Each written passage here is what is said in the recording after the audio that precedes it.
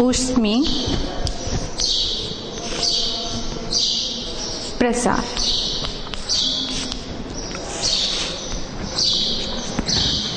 भी पिछली क्लास में आप लोगों ने पढ़ा ताप के बारे में और ऊष्मा के बारे में, है ना। अब अपन देखते हैं ऊष्मा किस प्रकार से पदार्थों को प्रभावित करती है। ठीक है, तो इसमें आपका टॉपिक है ऊष्मी प्रसार। ऊष्मी प्रसार से क्या मतलब है, जैसे कोई भी पदार्थ है ना, उसमें ऊष्मी प्रसार से क्या मतलब है आपका, उसके नाम से ही पता चल रहा है ऊष्मा के कारण पदार्थ में प्रसार, है ना, वो आपका क्या कहलाएगा, ऊष्मी प्रसार। ठीक है, तो ऊष्मी प्रसार में आपका क्या होगा, किसी भी वस्तु को या किसी भी पदार्थ को यदि अपन गर्म करते हैं तो उसके कारण उसके लंबाई में परिवर्तन होता है, उसके क्षेत्रफल में परिवर्तन होता है, या तो उसके आयतन में परिवर्तन होता है ना, किसी भी पदार्थ के। इसमें पदार्थ भी तीन प्रकार के होते हैं आपका, एक होता है ठोस, दूसरा द्रव और तीसरा आपका गैस। ठीक है, ठोस, द्रव और गैस। सबसे अधिक जो ताप इफेक्ट करता है वो गैस को करता है, मतलब थोड़ी सी भी यदि अपन गर्म करते हैं गैस को तो वो बहुत अधिक मात्रा में प्रसारित होता है, मतलब उसके जैसे ही गर्म करोगे वैसे ही उसके जो अणु हैं वो बहुत दूर दूर चले जाते हैं। ठोस में कम होता है प्रसार, पर गैस के मनिस्बल कम होता है। ठीक है, तो सबसे अधिक गैस में होता है और सबसे कम किस में होता है आपका, ठोस में। अब ठोस का तो क्या होता है, ठोस किसे कहते हैं, जिसका एक निश्चित द्रव्यमान होता है, निश्चित आयतन होता है, निश्चित आकृति होती है, उसे अपन क्या कहते हैं, ठोस कहते हैं। तो इसके अनुसार से मतलब उसकी निश्चित आकृति, आयतन है, तो उसमें यदि अपन ठोस को गर्म करते हैं तो उसमें भी परिवर्तन भी उसी प्रकार से होगा। एक तो या तो हो सकता है उसके गर्म करते हैं तो लंबाई में वृद्धि हो, या तो गर्म करते हैं तो उसके क्षेत्रफल में वृद्धि हो, या तो क्या हो सकता है उसके आयतन में वृद्धि हो सकती है। तीन प्रकार से। उसी अनुसार से हम आगे पढ़ेंगे। आपको ऊष्मी प्रसार मतलब क्या हो गया, किसी भी पदार्थ को गर्म करने से जो उसमें प्रसार हो रहा है उस पदार्थ में, वो आपका क्या कहलाता है, ऊष्मी प्रसार कहलाता है। ठीक है, हम यहाँ सबसे पहले देखेंगे ठोस में प्रसार। ठीक है, तो सबसे पहला आपका है ऊष्मी प्रसार में, पहला ठोसों में प्रसार। ठोसों में प्रसार किस प्रकार से होगा आपका, इसकी तो निश्चित आकृति होती है, तो इसके अनुसार से इसको तीन भागों में डिवाइड किया गया है ना। यदि ठोस की लंबाई में वृद्धि होती है तो आपका रेखीय प्रसार। ठीक है, दूसरा क्या हो सकता है, उसका क्षेत्रफल परिवर्तन हो सकता है ठोस का, तो आपका क्षेत्रीय प्रसार हो गया। तीसरा आपका क्या हो गया, या तो उसके आयतन में वृद्धि हो सकती है गर्म करने से, तो आपका क्या हो गया, क्या हो गया आपका, उसके आयतन में प्रसार हो गया। इस प्रकार से तीन प्रकार से इसको डिवाइड किया गया है। पहला क्या है आपका, रेखीय प्रसार,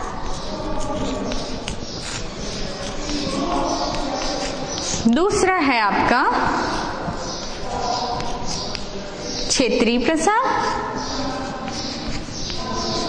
और आपका तीसरा है आयतन में प्रसार।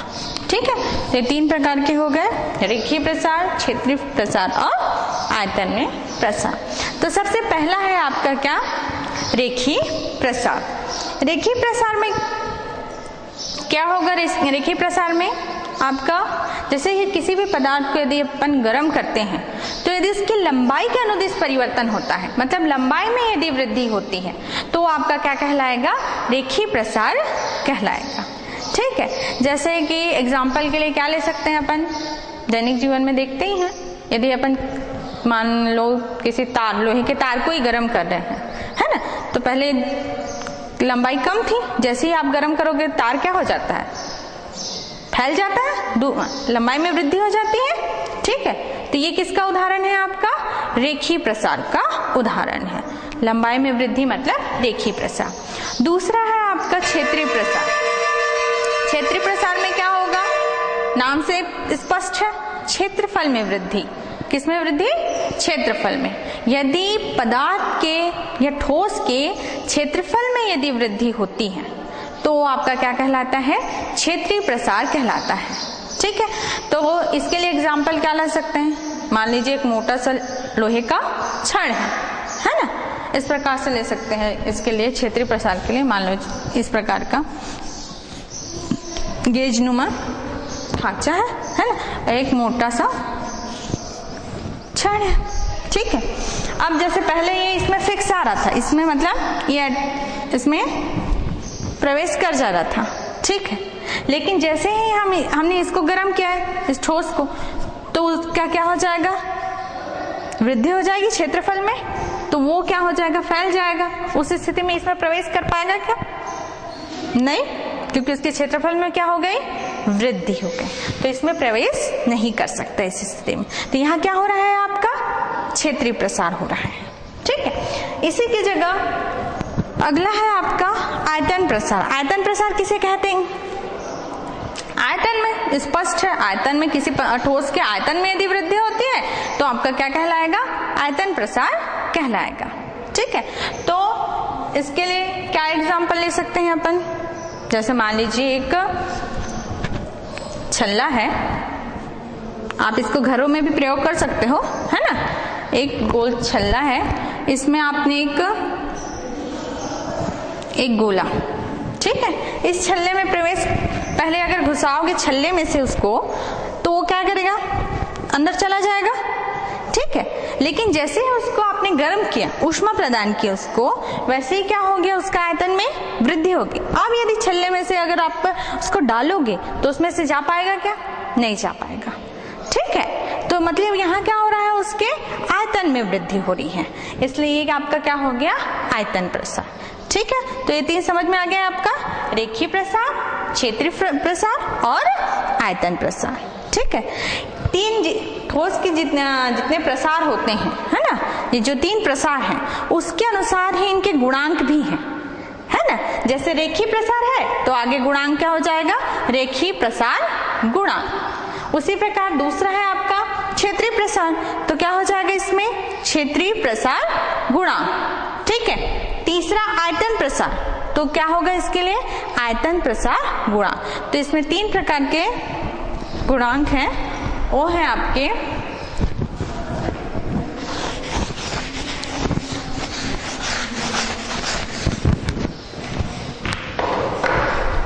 पहला क्या हो गया आपका, रेखीय। सबसे पहले अपन देखते हैं रेखीय प्रसार गुणांक। रेखीय प्रसार गुणांक, रेखीय प्रसार गुणांक ये किससे रिलेटेड है, आपका लंबाई से रिलेटेड है ना। यदि लंबाई में वृद्धि होती है तो वहां क्या आ जाएगा, रेखीय प्रसार। ठीक है, तो रेखीय प्रसार गुणांक का मतलब क्या है, ये देखते हैं। मान लीजिए कोई पदार्थ है ना, उसकी लंबाई में, एकांक लंबाई में किताब को हमने क्या कितना कर दिया, 1 अंश सेंटीग्रेड बढ़ा दिया। ठीक है, तो उस समय जो उसमें प्रसार होगा वो आपका क्या कहलाएगा, रेखीय प्रसार गुणांक कहलाएगा। ठीक है, परिभाषा क्या हो, किसी पदार्थ के एकांक लंबाई को आप कितना कर रहे हो, ताप को 1 अंश सेंटीग्रेड बढ़ाने पर जो उसकी लंबाई में वृद्धि होती है वो आपका क्या कहलाता है, रेखीय प्रसार गुणांक कहलाता है। ठीक है, ये हो गई आपकी रेखीय प्रसार गुणांक की परिभाषा। ठीक है, मान लो, माना कि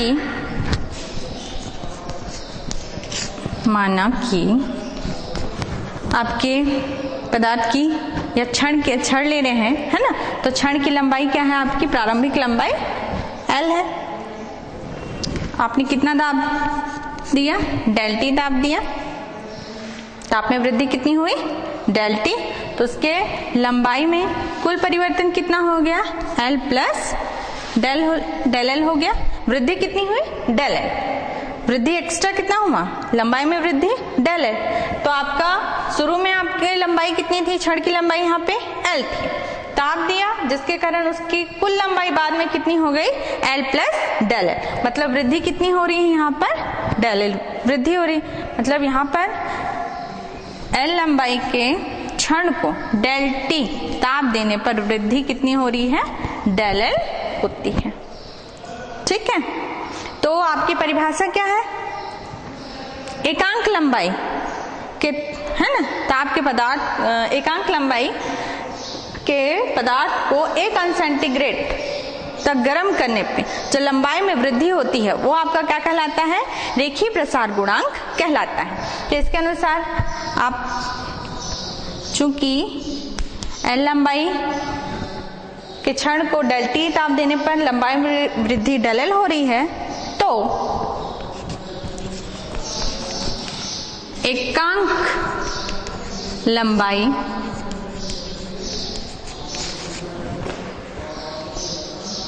के क्षण के ताप को 1 अंश सेंटीग्रेड बढ़ाने पर लंबाई में वृद्धि, ठीक है, लंबाई में वृद्धि आपका कितना होगा,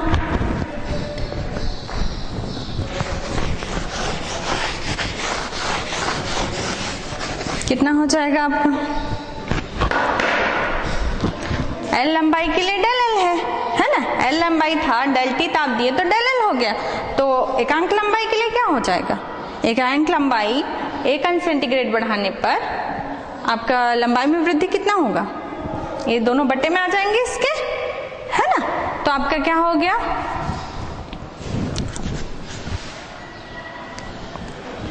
अतः लंबाई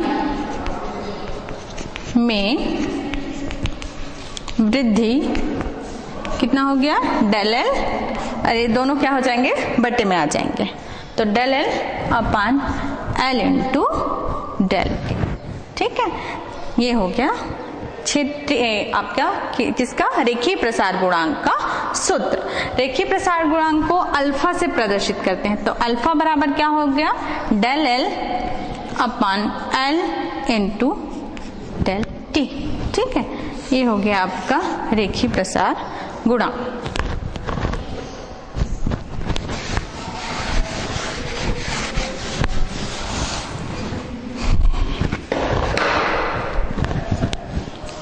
यहां पर अल्फा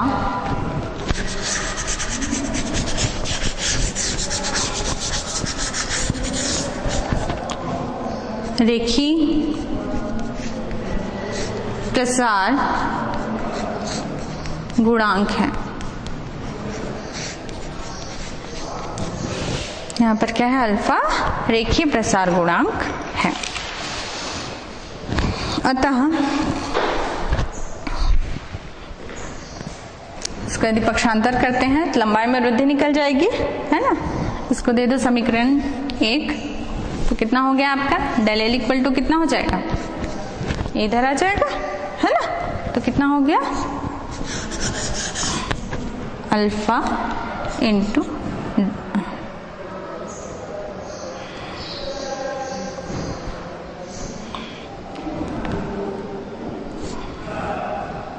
डेल टी। ठीक है, alpha L into del T, ये हो गया आपका लंबाई में वृद्धि। तो ये हो गया आपका रेखीय प्रसार गुणांक। इसका मात्रक आप आसानी से निकाल सकते हैं, है ना। मात्रक कैसे निकालेंगे, इसमें मात्रक क्या होगा, समीकरण 1 से देख सकते हैं। यहां पर डेल एल क्या है, लंबाई है, लंबाई में वृद्धि है ना। लंबाई का मात्रक क्या होता है, ऐसा ही मात्रक, लंबाई का ऐसा ही मात्रक क्या होगा, मीटर ही होगा, है ना। एल ये भी लंबाई है ना, इसके लिए भी क्या होगा, मीटर ही होगा। डेल टी के लिए क्या होगा, ताप है, इसका क्या होगा, केल्विन होगा। ठीक है, तो ये भी मीटर है, ये भी मीटर है। ठीक है, तो दोनों कैंसिल हो गया, क्या बचा, केवल केल्विन बचा ना, डेल टी बचा, तो क्या हो गया 1/K आया, तो क्या हो गया प्रति केल्विन। मतलब इसका मात्रक क्या है, प्रति केल्विन या K के ऊपर -1 कर दोगे तो ये आ गया प्रति केल्विन। ठीक है, इस प्रकार सूत्र से आप डायरेक्ट क्या है मात्रक निकाल सकते हैं, है ना। तो इसका मात्रक हो गया आपका प्रति केल्विन। ठीक, तो ये हो गया आपका रेखीय प्रसार गुणांक। ठीक, आगे है आपका इससे रिलेटेड एक उदाहरण है, उदाहरण आप लिख सकते हैं। लोहे के 100 मीटर लंबी पटरी का ताप 20 अंश सेंटीग्रेड है ना।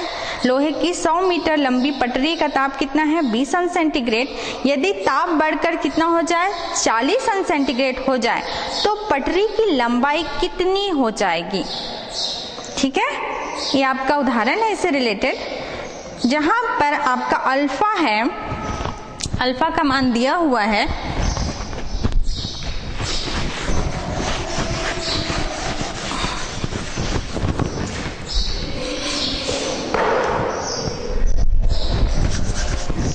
उदाहरण है आपका। ठीक है, इससे रिलेटेड पटरी की लंबाई कितनी दी हुई है,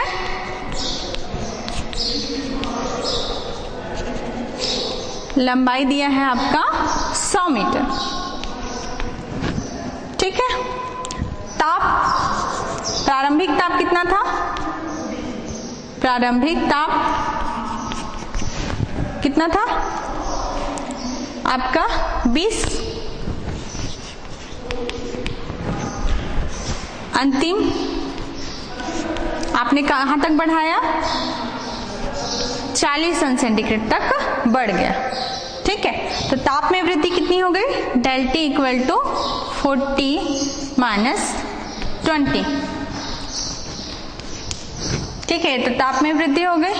ठीक है, आपको यहाँ पर अल्फा का मान दिया हुआ है, दिया है अल्फा इक्वल टू 0.000012 1, इतना आपका अल्फा की वैल्यू है। ठीक है, तो आपको क्या निकालना है, लंबाई में वृद्धि आपको निकालनी है। ठीक है, तो आप जो रेखीय प्रसार गुणांक का सूत्र है उससे आप लंबाई में वृद्धि निकाल सकते हैं। क्या निकाला था अभी सूत्र में, सूत्र आपका है alpha L into del T. ठीक है, तो अल्फा की वैल्यू आपका कितना है यहाँ पर,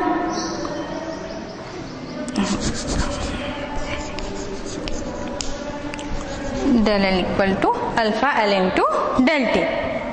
तो del L equal to alpha का मान आपको दिया है 0.0002, आपका एल का मान कितना दिया है 100, डेल टी का मान कितना होगा, डेल टी कितना निकलेगा यहाँ पर 20, है ना, तो कितना हो गया 20 अंश सेंटीग्रेड, तो यहाँ कितना आ गया 20। ठीक है, तो कितना आएगा, इसे सॉल्व करेंगे तो आपका कितना आएगा, इसको गुणा करोगे तो आपका यहाँ पर 0.3 शून्य है, 3 इधर खिसक जाएगा आपका, तो यहाँ 0.024। ठीक है, गुणा करोगे तो मीटर। ठीक है, तो डेल एल का मान कितना आ गया 0.024 मीटर। ठीक है, तो इस प्रकार इस सूत्र की सहायता से जो लंबाई में वृद्धि हो रही है किसी भी पदार्थ की, उसकी अपन गणना कर सकते हैं। ठीक है, तो ये हो गया आपका रेखीय प्रसार गुणांक। अगला है आपका क्षेत्रीय प्रसार गुणांक। अगला टॉपिक है आपका क्षेत्रीय प्रसार गुणांक। क्षेत्रीय प्रसार गुणांक क्या होगा, क्षेत्रफल में वृद्धि, किसी भी पदार्थ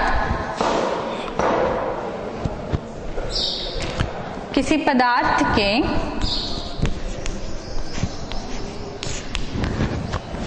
क्षेत्रीय प्रसार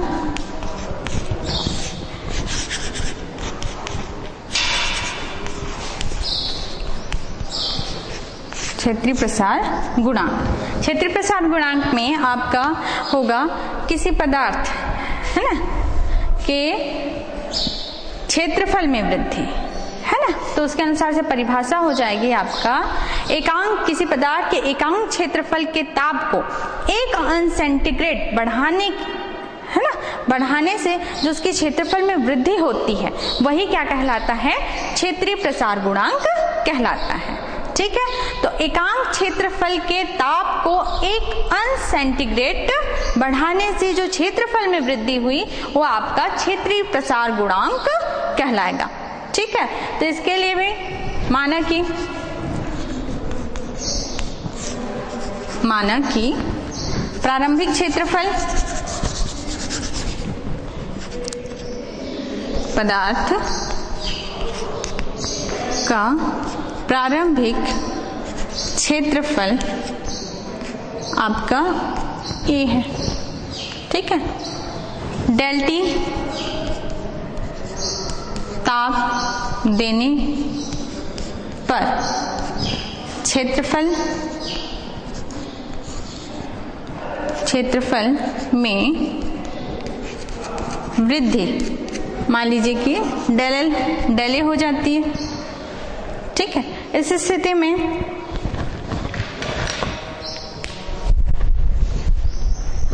पदार्थ का क्षेत्रफल प्रारंभिक ए था, डेल टी ताप देने पर क्षेत्रफल में वृद्धि डेल ए हुई।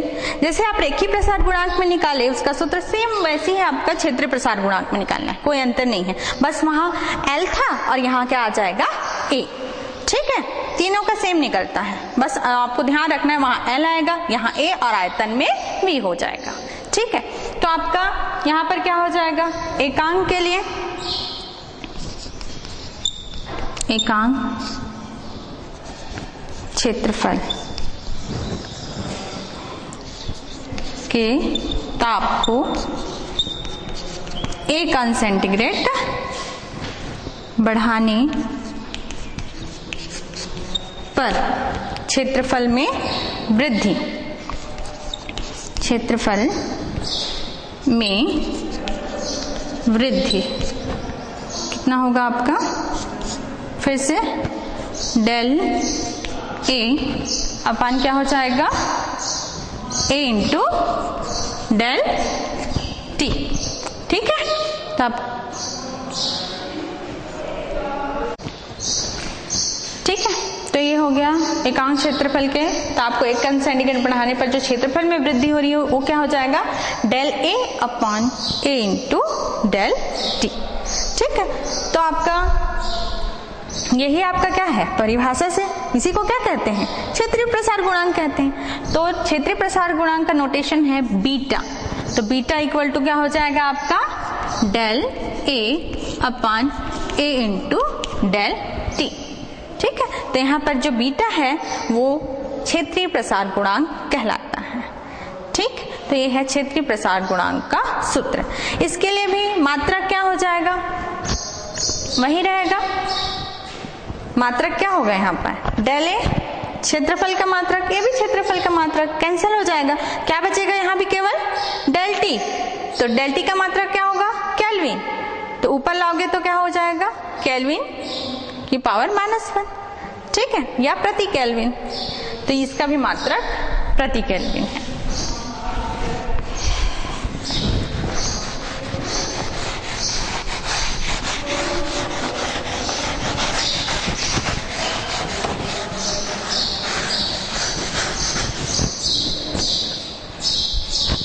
आगे है आपका आयतन प्रसार गुणांक, अगला है आपका टॉपिक आयतन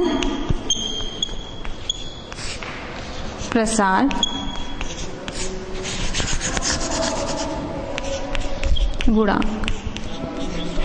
आयतन प्रसार गुणांक यहाँ पर क्या होगा आपका आयतन में वृद्धि, मतलब यदि किसी पदार्थ के एकांक आयतन के ताप को 1 अंश सेंटीग्रेड बढ़ाते हैं तो जो उसके पदार्थ के आयतन में वृद्धि होती है वह आयतन प्रत्यास्थता गुणांक कहलाता है। ठीक है, तो क्या हो रहा है यहाँ पर, एकांक आयतन के ताप को 1 अंश सेंटीग्रेड बढ़ा रहे हैं।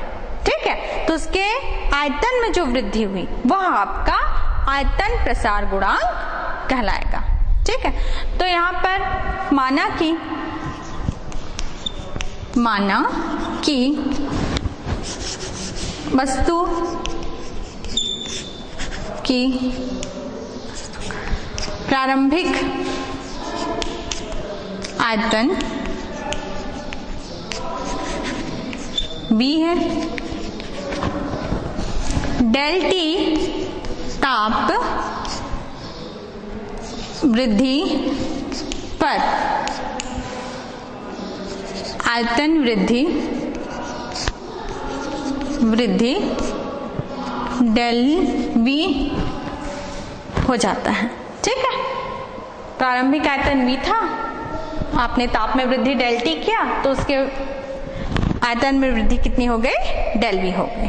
ठीक है, तो इसके लिए भी जिस प्रकार आपने रेखीय और क्षेत्रीय के लिए किया उसी प्रकार इसमें भी करना है, एकांक के लिए निकालना है। तो एकांक आयतन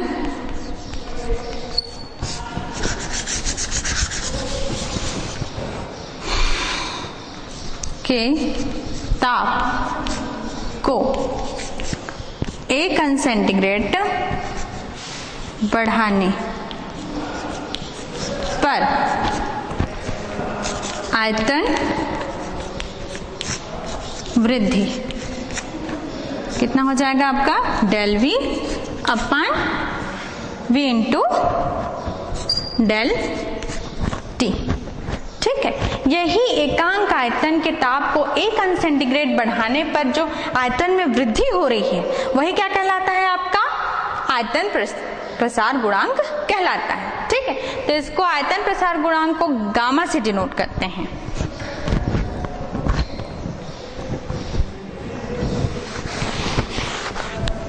आयतन प्रसार गुणांक को किससे डिनोट करेंगे अपन, गामा से। तो गामा इक्वल टू कितना हो गया आपका, del V upon V into del T. ये है आपका आयतन प्रसार गुणांक, gamma equal to del V upon V into del T. ठीक है, इसका भी मात्रक प्रति केल्विन होता है, इसका भी मात्रक क्या होगा, प्रति केल्विन होगा। आगे है आपका जो 3 प्रकार के प्रसार गुणांक बताए गए हैं, रेखीय, क्षेत्रीय और आयतन, इसमें संबंध। ठीक है, तो रेखीय के लिए क्या है नोटेशन, अल्फा, क्षेत्रीय के लिए बीटा और आपका आयतन के लिए गामा। तो अल्फा बीटा गामा में संबंध। ठीक है, तब इसको निकालते हैं, अल्फा बीटा गामा में संबंध।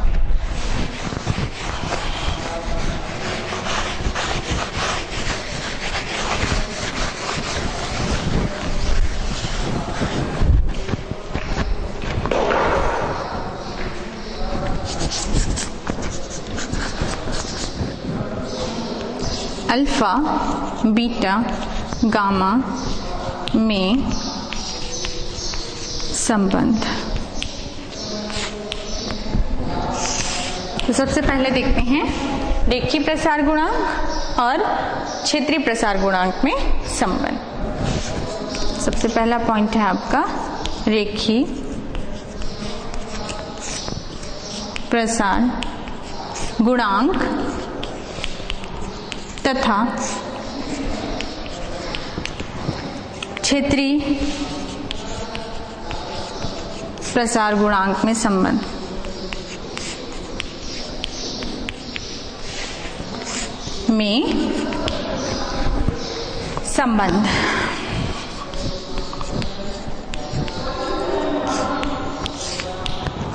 ठीक है, तो माना कि इसके लिए लिखिए, माना कि किसी वर्गाकार वस्तु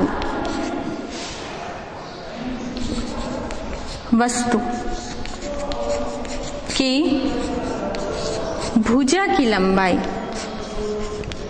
भुजा की लंबाई L है। ठीक है, मान लीजिए आपके पास एक वर्गाकार वस्तु है, उसकी भुजा की लंबाई कितना है? L।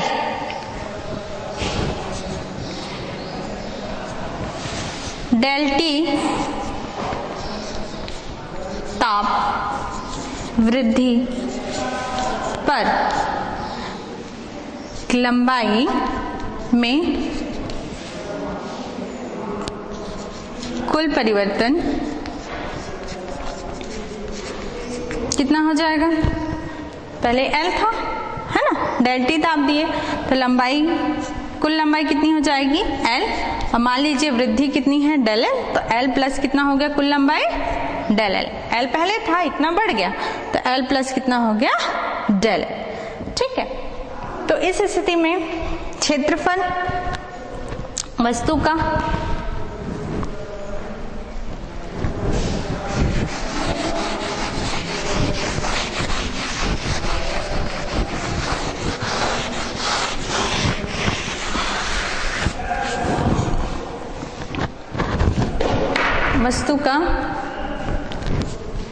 प्रारंभिक क्षेत्रफल,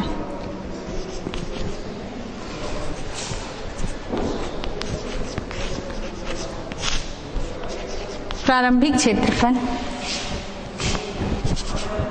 बराबर A। ठीक है, लंबाई के रूप में लिखोगे तो कितना हो जाएगा? L का वर्ग। क्षेत्रफल लंबाई का वर्ग क्या कहलाता है? क्षेत्रफल कहलाता है। अंतिम क्षेत्रफल आपका कितना है? A plus del A। पहले ये था, बाद में क्षेत्रफल में वृद्धि कितनी हो गई? Del A। तो कुल क्षेत्रफल में परिवर्तन कितना हो गया? A प्लस डेल बराबर क्या हो जाएगा? ये किसके बराबर होगा आपका?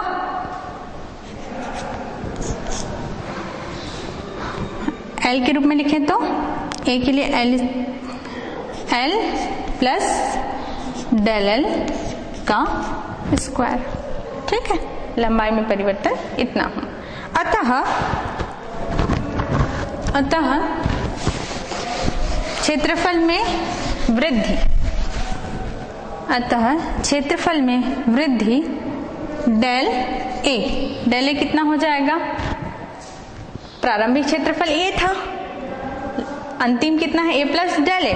तो इसको, इससे अंतिम को प्रारंभ से क्या कर देंगे? घटा देंगे, तो आपका कितना निकल जाएगा? क्षेत्रफल में वृद्धि निकल जाएगा।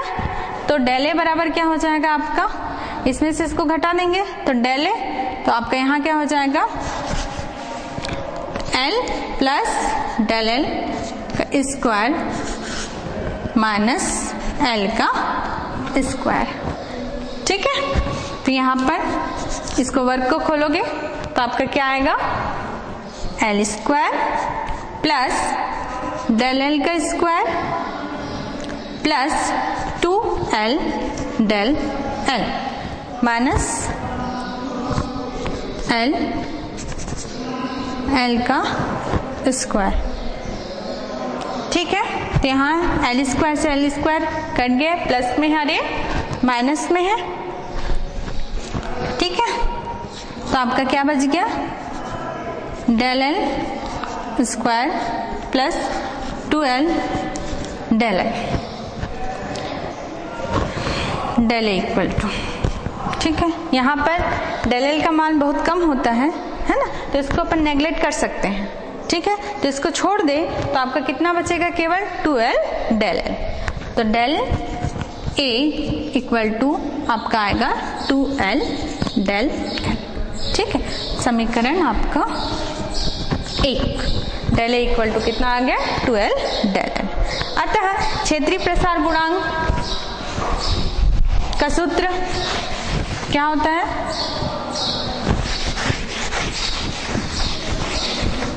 क्षेत्रीय प्रसार गुणांक का सूत्र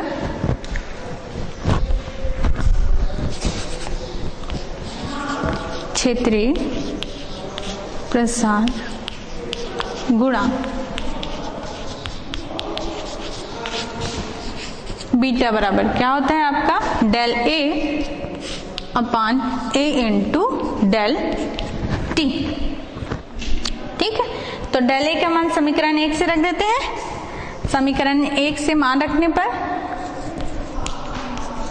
1 से मान रखने पर कितना हो जाएगा, beta equal to del A की जगह क्या आ जाएगा 2l del L, 2l del L बट्टा ए की जगह क्या आएगा ए का एल स्क्वायर। ठीक है, तो L square into del T. यहाँ एल से एक एल यहां से कट जाएगा,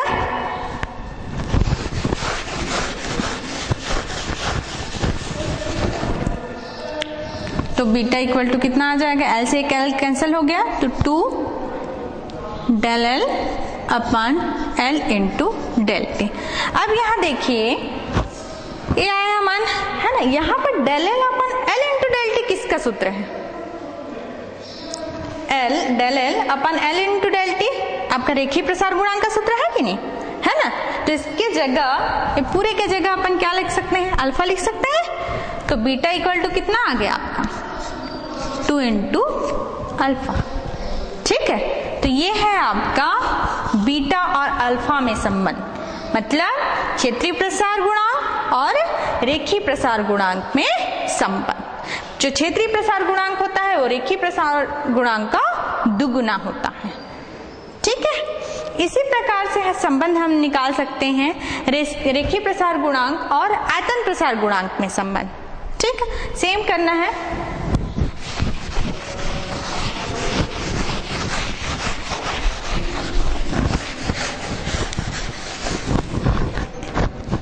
अब है आपका रेखीय तथा आयतन प्रसार गुणांक में संबंध। ठीक है, माना कि एक घनाकार वस्तु लेते हैं जिसकी लंबाई कितनी है l, जिसकी भुजा की लंबाई l है। माना कि घनाकार वस्तु की भुजा की लंबाई l है। ठीक है, डेल टी टाप देते हैं तो आपका लंबाई में कुल वृद्धि कितनी हो जाती है, l प्लस डेल एल वृद्धि हो जाती है। ठीक है, अतः आपका आयतन, प्रारंभिक आयतन, माना कि उसका प्रारंभिक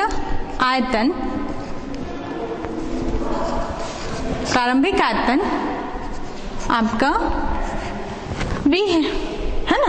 यदि इसको लंबाई के रूप में लिखते हो तो किसका होता है, लंबाई का घन आयतन कहलाता है। तो मतलब क्या हो जाएगा, l की घात में 3। अंतिम आयतन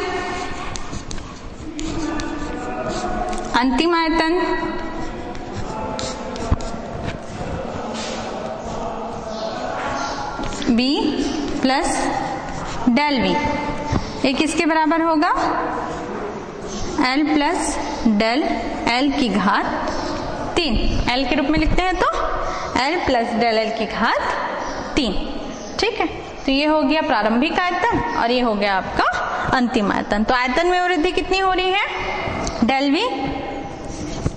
डेल v इक्वल टू कितना हो जाएगा, इसमें से इसको माइनस कर दोगे तो आपका आ जाएगा l plus del l cube minus l cube. ठीक है, अब इसकी घात हल करते हैं, कितना आएगा,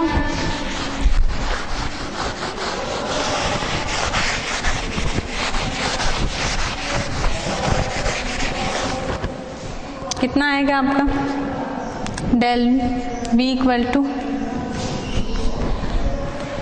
इसको खोलोगे तो आएगा l cube plus del l cube plus 3l square del l plus 3l del l का स्क्वायर। बाहर में क्या है, ये तो इसके घात को खोले तो इतना आया, ऋण कितना है l की घात 3। ठीक है, अब जो कट रहा है उसको काटते हैं तो आपका कितना आ जाएगा, l इससे कट गया। ठीक है, यहाँ पर क्या बच गया, del l cube 3l square del l plus 3l del l square. चूंकि डेल l का मान बहुत अधिक होता है, बहुत कम होता है, इसलिए इसको नेग्लेक्ट कर सकते हैं। तो डेल l के जो उच्च घात है उसको हम छोड़ देंगे, तो आपका कितना हो जाएगा, ये दोनों पदों को छोड़ देंगे, आपका डेल l क्यूब वाला और डेल l स्क्वायर वाला, तो आपका बच क्या जाएगा 3l स्क्वायर डेल l। ठीक है, समीकरण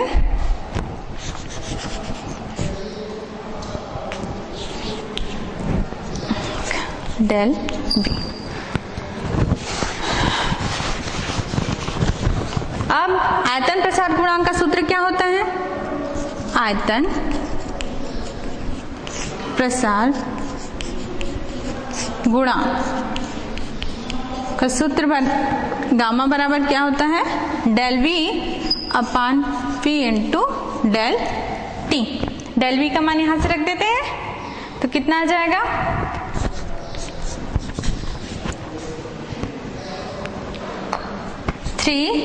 l स्क्वायर डेल l। अब v का मान कितना है, l cube into del t। तो l स्क्वायर जो है यहां से l स्क्वायर कट जाएगा, केवल एक ही l बचेगा यहाँ पर। तो गामा इक्वल टू कितना हो गया, 3 डेल l अपान l इंटू डेल t। ठीक है, तो ये आगे यहाँ पर देखते हैं पुनः गामा इक्वल टू कितना आया, 3 इंटू डेल l अपान l इंटू डेल t। ये किसका सूत्र बन गया, फिर से डेल l अपान l इंटू डेल t, आपका रेखीय प्रसार गुणांक का सूत्र बन गया। ठीक है, तो इसकी जगह हम क्या लिख सकते हैं, अल्फा। तो क्या हो जाएगा आपका,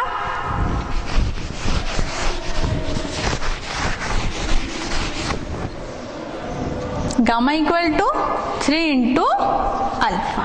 ये किसके किसके बीच संबंध आ गया आपका, रेखीय प्रसार गुणांक और आयतन प्रसार गुणांक के बीच संबंध। मतलब आयतन प्रसार गुणांक क्या होता है, रेखीय प्रसार गुणांक का तिगुना होता है। ठीक है, तो हमने पहले देखा आपका बीटा इक्वल टू कितना आया, 2 अल्फा आया, गामा इक्वल टू कितना आया, 3 अल्फा आया। मतलब अल्फा और बीटा और गामा में क्या संबंध निकल रहा है, एक दुगुना है और एक तिगुना है। मतलब अगर इसको अनुपात के रूप में लिखें तो क्या हो जाएगा, अल्फा अनुपात बीटा अनुपात गामा बराबर क्या हो जाएगा, 1 अनुपात 2 अनुपात क्या आएगा, 3 आएगा, है ना। इसके लिए 1 हो गया, बीटा क्या है, अल्फा का दुगुना इसलिए 2, है ना। और ये क्या है, अल्फा का गामा क्या है, ये अल्फा का तिगुना इसलिए हाँ 3। तो कितना आ गया, अल्फा बीटा गामा में 1 अनुपात 2 अनुपात 3। ठीक है, तो ये है आपका अल्फा बीटा और गामा के बीच संबंध। ठीक है, तो ये हो गया आपका। अब इससे रिलेटेड कुछ जो दैनिक जीवन में अपन देखते हैं, कुछ एग्जाम्पल है रेखीय प्रसार गुणांक के, आयतन प्रसार गुणांक, है ना इनके। जैसे ऊष्मीय प्रसार अपन कहाँ कहाँ देखते हैं, कहाँ दिखाई देता है। जैसे आप लोग गांव में बैलगाड़ी होता है, बैलगाड़ी का जो चक्का होता है उसके ऊपर क्या लगा रहता है, लोहे का हाल लगा होता है ना। तो जब उसको हाल चढ़ाते हैं उससे पहले उसके साथ क्या करते हैं, हाल को बहुत ज्यादा उसको गर्म करते हैं, बहुत अधिक गर्म करते हैं, उसके बाद उस हाल को चढ़ाते हैं, ठीक है, और तुरंत क्या करते हैं, उसको ठंडा कर देते हैं। मतलब पानी में डाल दिया तुरंत, तो क्या हुआ, पहले उसका प्रसार हुआ और उसके बाद क्या हो गया, तुरंत ठंडा कर दिए तो क्या हो गया, संकुचन हो गया, तो अच्छे तरीके से उसमें जम जाता है, ठीक है। तो उसके निकलने के चांस क्या रहते हैं, खत्म हो गया। अगर ऐसे ही डाल देते तो गर्मी के सीजन में क्या हो जाता, वो फैल जाता, तो उससे निकल जाता। इसलिए पहले ही उसको क्या कर दिए, प्रसार करके उसको गर्म करके प्रसारित कर दिए और फिर उसको ठंडा कर दिए, तो ताकि अच्छे से पकड़े रहे, ठीक है। तो ये है आपके ऊष्मीय प्रसार का एक एग्जाम्पल। ऐसी बहुत सी चीजें आप दैनिक जीवन में देखते हैं, ठीक है। तो ये आज का टॉपिक था। धन्यवाद।